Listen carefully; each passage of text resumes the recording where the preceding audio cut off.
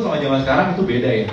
Zaman dulu mungkin sahamnya masih murah-murah semua, sekarang mungkin kalian lihat berapa ratus saham dan saya bingung saya mesti pilih yang mana. Nah kalau kalian lihat di situ ada sebuah gunung es, di atasnya mungkin yang kalian lihat adalah cuan-cuannya mereka, kekayaan-kekayaan mereka.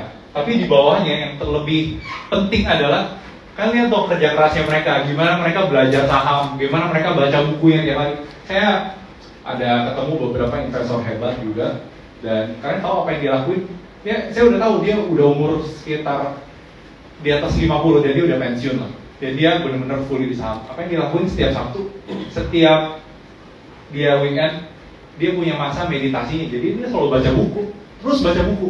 Kalau kita lihat, Bapak udah sukses ngapain, Bapak belajar lagi. Kalau kalian lihat dari segi atasnya aja itu cuannya doang, tapi apa yang mereka lakukan? Mereka sangat kerja keras, mereka sangat baca bukunya luar biasa gitu. Mereka belajarnya mati-matian sampai mereka bisa mencapai, bisa menghasilkan gunung es yang dilihat sama orang gitu. Jadi menurut saya ini yang lebih penting dibandingkan cuannya. Gimana cara kita belajar dan kita bisa punya money making machine. Gimana caranya kita bisa menjadikan bursa ini sebagai alat buat kita bisa grow the wealth gitu. Kita bisa increase kekayaan kita, betul ya? Kalau kalian lihat di layar kalian itu apa? Ada apa? It's a coffee machine, betul ya? Di sini kan lagi happening ya, kopi, mana-mana kopi, dan setiap restoran yang tadi nggak jual kopi, akhirnya jual kopi. Tapi nggak semua orang bisa jual kopi dengan rasa yang enak, betul ya? Walaupun ibaratnya raw materialnya sama, betul? Raw materialnya mungkin ya kopinya dari mana? Dari Aceh, dari Toraja, dari tempat lain. Tetapi nggak semuanya bisa menghasilkan kopi hasil yang enak, betul kan? Karena apa? Kalian punya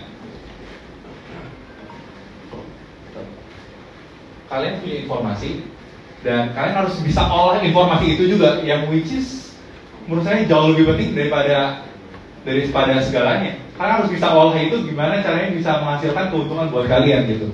Jadi informasi aja percuma, dan kalian punya machine learning, ibaratnya kamu punya mesinnya juga percuma kan kalau kalian punya informasinya. Karena itu kita di sini kita kasih edukasi plus juga kita kasih informasi juga. Tapi informasi tanpa kalian bisa ngolahin juga is nothing, betul ya? Nah, the next, boleh sama-sama kita jawab 4 pertanyaan ini. Answer this question sebelum kita mulai berinvestasi. Kalau kalian udah datang ke tempat ini, saya pengen tanya, what to buy yang pertama. Kalian ada insight gak? Apa yang mau kalian beli? Udah ada insight? Apa yang mau kalian beli? Mungkin belum. Yang kedua, when to buy. Kapan waktu yang baik buat kalian beli? Betul? Itu pertanyaan kita semua ya. Apa sih yang mau kita beli? Terus kapan sih kita mesti beli? Setelah itu seberapa banyak kita harus beli ya? Ini yang terakhir adalah kapan kita harus jual ya. Kalau kita beli dan kita nggak jual, ya oke, kita jadi investor yang long term, very very long term. Tapi in some stocks, saham bergerak in cycle, setuju ya? Ada saham yang naik dan saham yang turun. Dan ada industri yang turun, ada industri yang diuntungkan, setuju ya? Nah, sebelum kita mulai beli saham, kita wajib buat tahu ini dulu. Apa sih mau kita beli? Dan kapan kita mau belinya?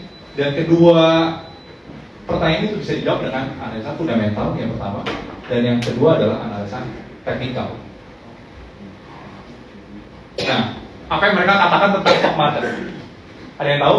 Buat orang-orang yang mungkin senior, mereka mungkin berkata stock market is a casino, tempat mereka bergambling, tempat mereka berjudi. Apakah itu benar? Buat beberapa orang mungkin melakukan stock market itu sebagai tempat berjudi, setuju ya? Dan ibaratnya pisau bisa digunakan buat potong ikan, bisa juga dipakai buat bunuh seseorang.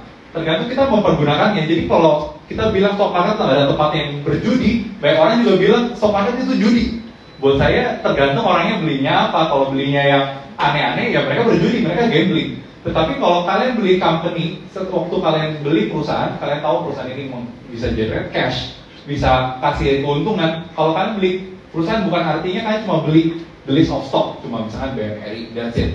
Tapi waktu kalian beli stock, beli saham, artinya kalian punya kepemilikan atas aset perusahaan itu, betul ya? Sama kalian punya hak atas keuntungan atau profit dari perusahaan tersebut gitu. So, ini quotes yang saya selalu pegang. Kita nggak bisa yang namanya direct the wind, kita nggak bisa ngarahin angin, anginnya arahnya mau kemana. Tapi kita yang bisa kita lakukan apa? Adjust the sail. Artinya kita cuma bisa adjust aja strategi kita, betul ya. Kalau marketnya, misalkan marketnya lagi slow, kita harus apa? Atau marketnya lagi rame, kita harus gimana? Atau misalkan blue chipnya lagi naik semua, ya kita ikutan di blue chip. Kalau misalkan saham-saham yang mungkin it's a story stock or it is a growth stock, nah kita ikutan juga di situ gitu. Jadi kita nggak bisa ngarahin market, oh marketnya ini yang salah, market is always right. Yang salah kadang-kadang cara kita menganalisa dan gimana cara kita adjust the sell-nya itu yang paling penting. Betul ya, setuju ya? Nah, pertanyaan kalian tentang apa yang harus dibeli dan saham-saham apa ya yang boleh kita beli. Nah, ini ada beberapa sektor yang ada di DX yang mungkin kalian bisa jadi acuan. Basically ada 11 sektor yang ada di bursa, tapi ada beberapa sektor yang saya perhatikan. Yang pertama adalah finance yang pasti, karena market cap-nya paling besar. Setelah itu ada di consumer, energy, ada metal, miscellaneous industry, setelah itu infrastructure, basic industry, agriculture, ada property, perdagangan, teknologi. Dari segala list saham yang ada di sini, mana yang boleh dibeli? Betul ya? Itu mungkin pertanyaan kita semua ya. Kita tahu sektornya dan kita harus sekarang mau beli mana.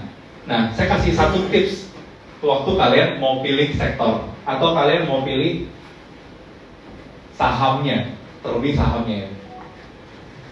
Ini namanya top down analysis, dari atas ke bawah dulu. Jadi kita lihat dari sektornya, mana sektor yang menarik, kita pilih, dan setelah itu dari sektor yang menarik kita baru bisa pilih lagi kira-kira sahamnya seperti apa.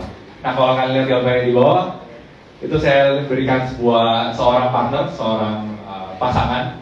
Dan kalau kita beli saham, biasain seperti kita pilih pasangan. Buat yang udah berpasangan ya, buat yang udah berpasangan mungkin tahu ya, waktu kalian pilih saham, waktu kalian pilih pasangan pasti ada checklistnya, betul ya. Orangnya harus kayak gini, orang tingginya mungkin harus segini, atau mungkin harus seagama juga, atau mungkin ada di komunitas yang tepat juga.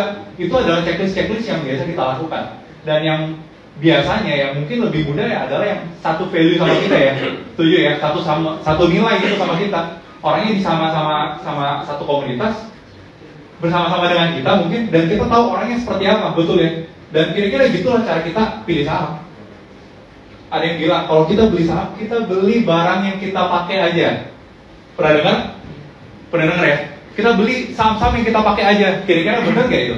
Ada benarnya, tapi tidak benar sepenuhnya, gitu. Karena beberapa saham yang kita pakai produknya, sometimes belum make money. Setuju ya? Jadi kalau kita pilih saham, yang pertama yang sesuai dengan profil kita. Kita nggak bisa bilang kalau saham kita yang paling baik karena returnnya. Return yang paling baik bukan berarti itu cocok buat kita. Setuju ya? Karena mungkin saham yang terlalu volatile nggak cocok buat kita. Nah, kita balik lagi, kita profilnya seperti apa? Pertama kali yang kita harus tahu itu dulu, kita profilnya apa? Apakah kita gambler? Atau kita, kita ada uang yang cukup besar dan di saham mungkin cukup kecil. Kita memerlukan saham, lah kita beli saham-saham yang second liner. Atau yang third liner bahkan. Ya itu sah saja sebetulnya. Tergantung profilnya kita. Atau sebenarnya kita orang yang low profile, yang profilnya adalah konservatif. Ya kita beli saham-saham yang blue chip, yang banking, seperti itu. Atau misalkan saya punya banyak waktu buat trading, kalian bisa ikutin namanya sectoral movement yang ada di market, yang ada di saham, seperti itu. Jadi saham mana yang cocok buat kalian, saham mana yang paling pas buat kalian, saya nggak bisa bilang pasti ini saham yang paling cocok buat kalian, karena nggak semuanya cocok sesuai dengan profil. Kalau kalian businessman atau kalian orang yang sangat sibuk, nggak mungkin kalian bisa aktif trading kan, betul kan? Nggak mungkin kalian bisa liatin market terus-terusan. Karena dari itu, semua balik lagi ke profil kalian. Tapi, mostly, kalian bisa membeli saham-saham yaitu yang punya market cap-nya besar, karena mencerminkan kondisi dari ISG. Jadi, which is, waktu ekonominya naik, at least kalian kekayaannya tidak turun. Jadi, tujuan kita berinvestasi sebetulnya bukan buat kita tiba-tiba menang kayak menang dapat lotre ya. Betul ya? Tapi buat kita memprotek kekayaan kita, buat kita nggak kalah sama inflasi. Poin utamanya itu. Tapi kebanyakan orang kan menjualnya dengan berbagai macam gimmick, betul ya? Oh ya, saya bisa cuan 10 kali lipat. Kalian tahu nggak, saham yang bisa naik 10 kali lipat punya potensi risknya juga yang tinggi, betul ya? So, balik lagi ke profil kalian. Kalian sesuai dengan profil kalian yang mana? Seperti itu. Nah, ini yang saya selalu pegang. Uang itu nggak pernah berpindah.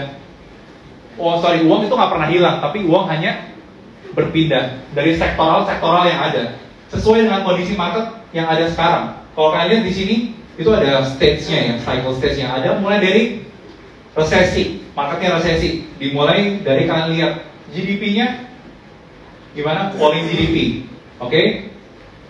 Dan ada saham-saham yang boleh kalian perhatikan yaitu consumer. Karena logikanya gini, kalau semua orang lagi panik, tapi semua orang pasti bakal makan kan, betul kan? Karena itulah waktu marketnya lagi resesi, orang biasanya hajarnya belinya ke consumer, setuju? Dan setelah itu ada saham juga yang mungkin lebih defensif, yaitu telekomunikasi. Kalau marketnya lagi in cycle-nya lagi down, ya kalian bisa mengarahkan ke arah situ. And then kalian bisa lihat lagi, nextnya apa? Ada early expansion. Kalian bisa lihat di situ industrial, material, real estate, teknologi. Ini teknologi karena di ekonomi di US, oke? Basisnya ini adalah saham-saham yang ada di luar sana gitu. Tapi basically saham teknologi kan biasanya berbanding terbalik dengan interest rate ya. Jadi kalau interest rate-nya turun, saham teknologi biasanya lebih agresif.